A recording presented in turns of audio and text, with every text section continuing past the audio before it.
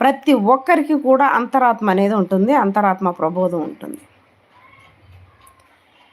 ఉదయం నువ్వేదన్నా చిన్న పొరపాటు చేసినప్పుడు, సాయంత్రం పడుకుంటే ఇంకా ఆ రోజంతా బ్రెయిన్‌లో నీకు ఏదో అలజడి. నేను తప్పు చేశానా? నేను బాధ పెట్టానా? నేను ఎవరినైనా బాధించానా? అదొక అలజడి, అదొక బాధ. నీ అంతరాత్మ నీకు చెబుతుంది. అది నీకు తప్పు. దాన్ని సరిదిద్దుకో, దాన్ని సరిదిద్దుకో. ఇంక మీదట అలాంటిది చెయ్యొద్దు.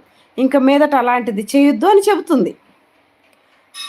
అయితే దాన్ని అర్థం చేసుకున్న వాళ్ళు ఇంక మీదట చెయ్యరు. ప్లస్ దాన్ని కూడా చేసిన దానికి కూడా వెళ్ళి సారీ చెబుతారు.